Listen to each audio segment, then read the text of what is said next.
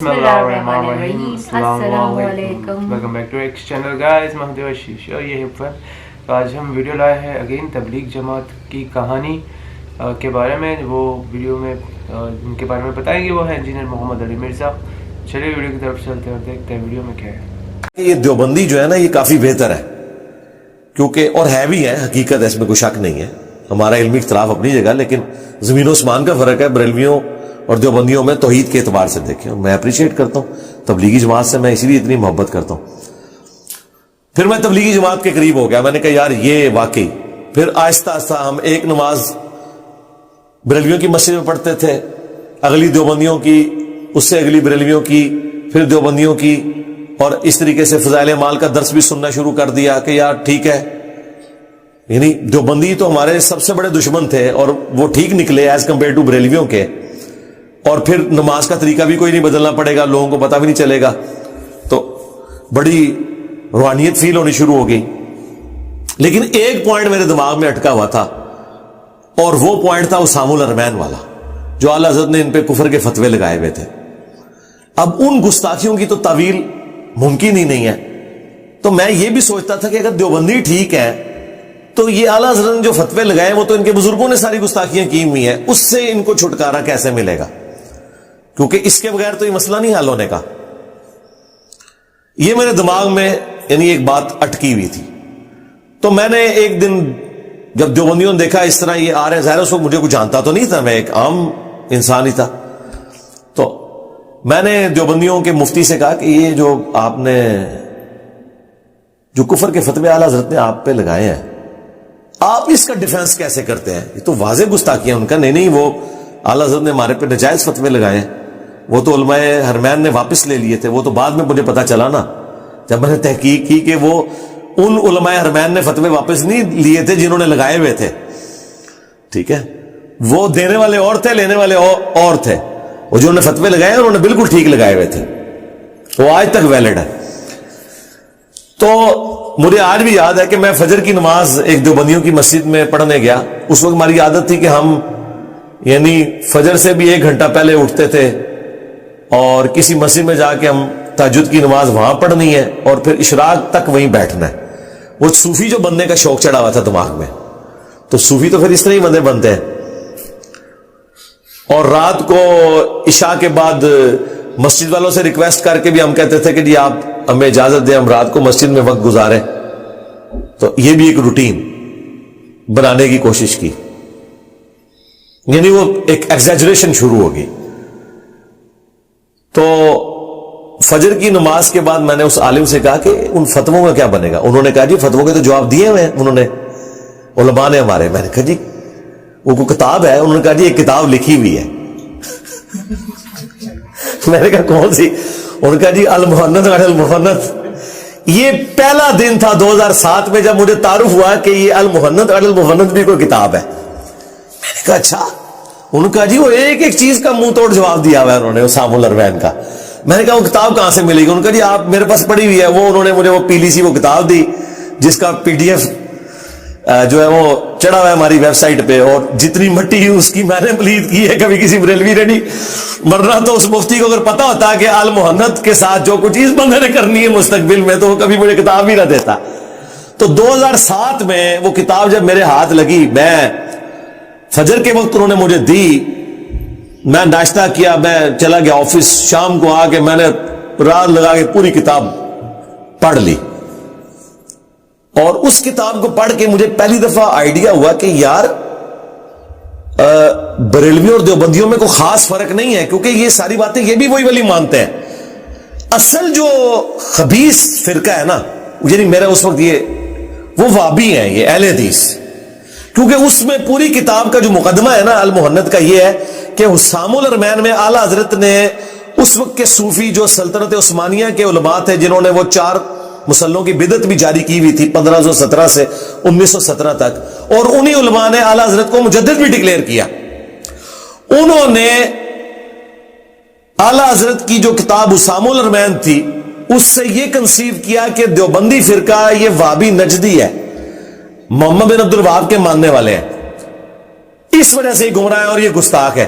انہوں نے 26 کوشچن لکھ کے دیوبند میں بھیجے اور ان کے جوابات میں المحند المفند شیخ زکریا کاندلوی کے جو مرشد تھے خلیل احمد سہارنپوری، انہوں نے وہ لکھی اور وہ عربی میں جواب دیا کتاب کا. انہوں نے نام رکھا تھا حسام الحرمین، حرمین کی تلوار. انہوں نے جواب میں رکھا المحند المفند ہند کی تلوار، ایک سٹھیائے ہوئے پاگل بابے المفند احمد بریلوی کے اوپر. وہ کیونکہ عرب ملکوں میں نا ہند کی تلوار بڑی مشہور تھی، کیونکہ یہ لوہے کی صنعت ہے ایک فیلڈ، اس میں ہند کے لوگ نبی الاسلام کے زمانے میں بھی بڑے آگے تھے. یہ المحند کی ٹرم نبی الاسلام صحابہ کے زمانے میں تھی.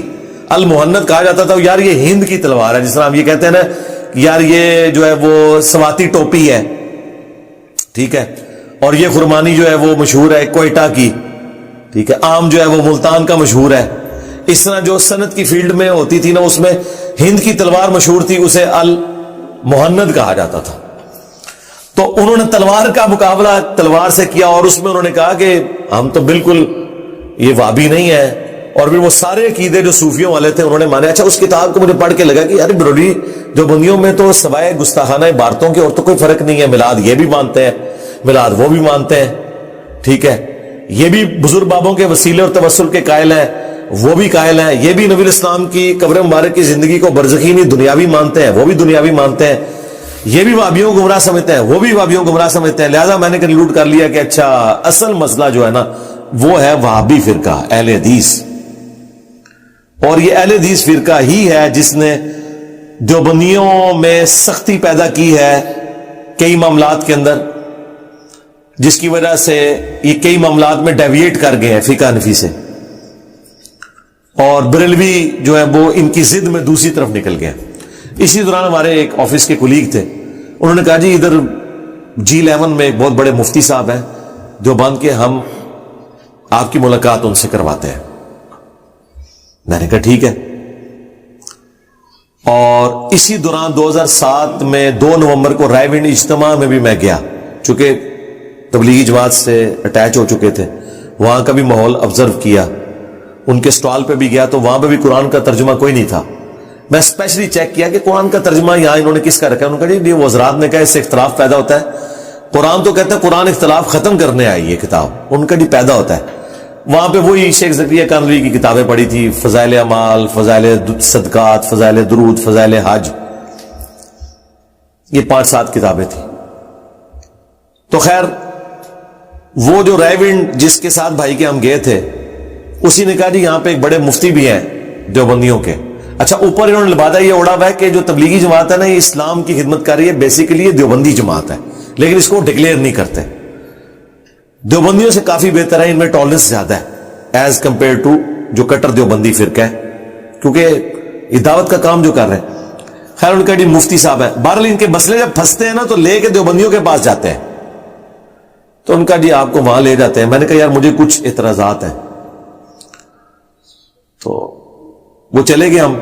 تو مفتی دیوبندیوں کہنے لگا جی وہ آپ نے وہ اختلاف امت اور صراط مستقیم پڑھی ہوئی ہے؟ میں نے کہا ہاں میں نے پڑھی ہوئی ہے کتاب. تو میں نے کہا اچھی کتاب ہے لیکن اس میں کچھ چیزیں جھوٹ بھی لکھی ہوئی ہیں. کہتا جی یہ کیسے؟ وہ بریلوی آپ کو جال حق مفتی احمد یار خان نعیمی کی پڑھنے کے لیے دیں گے جس میں ثابت کیا گیا کہ جنتی فرقہ بریلوی ہے. دیوبندیوں نے اس کے مقابلے میں کتاب لکھی ہوئی ہے اختلاف امت اور صراط مستقیم، اور اہل حدیث نے لکھی ہوئی ہے تلاش حق، اور شیعہ نے لکھی ہوئی ہے میں بھی سچوں میں ہو جاؤں. وہ تجانی صاحب ایک سوڈان کے مالکی تھے، وہ شیعہ ہوئے، انہوں نے کتاب لکھی. ساروں نے اپنے اپنے فرقوں کی نا وہ کتابیں رکھی ہیں جس میں لائف سٹوریز ہیں. جیسے ہمارا لائف سٹوری سیشن ہے نا، اس میں ان کی لائف سٹوریز ہیں کہ ہم کس طرح چینج ہوئے، اور یہ وہ والا اس طریقے سے وہ کتابیں ہیں. یا فرقوں کے اختلافات بریف کیے گئے ہیں جال حق میں اور اختلاف امت اور صراط مستقیم. میں نے کہا اس میں تو انہوں نے انگوٹھے چومنے کو غلط لکھا ہے، جبکہ انگوٹھے چومنے والی روایتوں کو حنفی علماء نے صحیح قرار دیا ہوا ہے رد المختار فتاوی شامی میں، در مختار کے حاشیے میں. اور وہ تو اعلیٰ حضرت سے پہلے بزرگ ہیں، 1252 ہجری میں فوت ہوئے ہیں، اور وہ تو کامن ہے. تو آپ لوگ انگوٹھے کیوں نہیں چومتے؟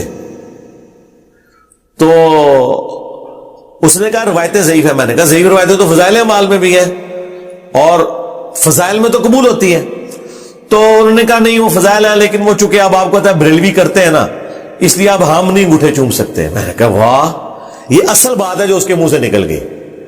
کہ چونکہ بریلوی چونتے ہیں، گرچہ فقہ حنفی میں لکھا ہوا ہے رد المختار میں، فتاوی شامی میں رد المختار کا جو حاشیہ ہے در مختار کا رد المختار کے نام سے، کہ آپ نے اذان کے جواب میں دونوں دفعہ انگوٹھے چومنے ہیں اور ایک دفعہ کہنا ہے قرۃ عینی بک یا رسول اللہ، یا رسول اللہ میری آنکھوں کی ٹھنڈک ہے، اور دوسری دفعہ کہنا ہے صلی اللہ علیہ یا رسول اللہ صلی اللہ علیہ وآلہ وسلم. اچھا پھر ایک اس سے مس ہینڈلنگ ہو گئی. میں نے کہا اچھا مجھے بتائیں آپ نماز میں جب یہ تشہد پڑھتے ہیں، اس میں اختلاف ہے نا بریلویوں کا اور دیوبندی اہل حدیث کا، تو یہ السلام علیکہ ایھا النبی جو ہے یہ تو وہی ہے السلام علیکہ یا رسول اللہ، تو آپ کو کیا مسئلہ ہے؟ کہتا نہیں قبر رسول پہ پڑھ سکتے ہیں، یہاں نہیں پڑھ سکتے. میں نے کہا یہاں ہم نماز میں پڑھتے ہیں، کیسے نہیں پڑھ سکتے؟ ہاں آپ حاضر و ناظر کے عقیدے سے اختلاف کر سکتے ہیں. وہ کہتا ہے نہیں جی یہاں پہ یہ درود پڑھنا بدعت ہے، غلط ہے. میں نے کہا نماز میں ہے. وہ کہتا ہے نماز میں جو ہے نا وہ شب معراج کی گفتگو ہے، تو ہم اس کو حکایتاً سٹوری کے طور پہ پڑھ رہے ہوتے ہیں. اب وہ بات کر رہا تھا بریلوی کے ساتھ، بریلوی تو دیوبندیاں نوں کھنگن نہیں دے دے. اب میں کہا حکایتاً کتے لکھے ہیں کہ شب معراج کی گفتگو ہے؟ یہ تو بخاری مسلم میں ہے کہ تشہد نبی علیہ السلام نے اس طرح تعلیم فرمایا. ابن مسعود کہتے ہیں جیسے قرآن کی آیات ابن عباس کا قول ہے. ابن مسعود کہتے ہیں نبی علیہ السلام نے میرا ہاتھ دونوں ہاتھوں میں لے کے تشہد تعلیم فرمایا. اور یہ انشائیہ ہم پڑھتے ہیں، ہم اللہ کے نبی پہ سلام پڑھتے ہیں، کیونکہ آگے الفاظ ہے جب تم سلام پڑھو گے تو زمین و آسمان میں ہر نیک مخلوق تک اللہ تمہارا سلام پہنچا دے گا. السلام علینا وعلی عباد اللہ الصالحین. اچھا میں نے کہا یہ تو واضح حدیث ہے، یہ کس طرح آپ کہہ سکتے ہیں قائقتن ہے؟ یہ تو انشائیہ ہے، انٹینشنلی ہے. تو میں نے کہا مجھے قرآن و سنت سے دلیل دیں. جب میں نے یہ جملہ بولا، اور میں بول رہا کیا تھا؟ بریلویوں کی حق میں بول رہا تھا، اور دلیل کیا؟ قرآن و سنت کی. اس کے منہ سے ایک جملہ نکل گیا. اس نے کہا یہ جو جس قسم کی تم باتیں کر رہے ہو نا، ان قریب تم اہل حدیث ہو جاؤ گے. یہ جو تم نے گمراہ کن باتیں شروع کی ہوئی ہیں یہ قرآن و سنت سے دکھاؤ. میں نے مسجد میں اسے کہا، میں نے کہا اہل حدیث کو تو میں کافر سمجھتا ہوں قادیانیوں کی طرح، نعوذ باللہ. اس زمانے کی بات کر رہا ہوں. یہ بھی میرے اہل حدیثوں نے کلپ کاٹا ہوا ہے، آپ کو پتا ہے فیس بک پہ گلے پھاڑنے والوں نے چڑھایا ہوا ہے، جو میں سٹوری کے طور پہ سنا رہا ہوں. تو میں نے کہا ان کو تو میں کافر سمجھتا ہوں، آپ ان کا حوالہ مجھے دے رہے ہو. کہتے نہیں یہ جو آپ باتیں کر رہے ہیں نا کہ قرآن و حدیث سے ثابت ہو، جو بھی یہ بات کرتا ہے وہ اہل حدیث ہو جاتا ہے. میں نے کہا دیکھو میں تو کوئی نہیں ہوں اہل حدیث، وہ تو نجدی فرقہ ہے، شیطان کا سینگ ہے، اور یہ جو کچھ ہمیں پڑھایا گیا تھا. اس ویڈیو میں دیوبندی تبلیغ جماعت ان کی کہانی بتائی گئی ہے کہ یہی بولتا ہے کہ تبلیغ جماعت جو ہے دیوبندی ہے، جو کمیونٹی ہے ان کے جو تھاٹس ہیں ان کے جیسے ہے. باقی جو الگ مطلب اسلام میں ہی الگ الگ جو بھی کاسٹ بنائی ہوئی ہے تو ان کے تھاٹس سب کے بکس تھوڑے الگ الگ وہ پڑھتے رہتے ہیں اور اس حساب سے چلتے ہیں. پر ریالٹی ہے کہ آپ کو صرف قرآن میں ہی بلیو کرنا ہے، تو اس کے راستے پہ چلو ہمارے حساب سے تو، اور پیس رہے گی. تو اچھا لگا کہانی سن کے.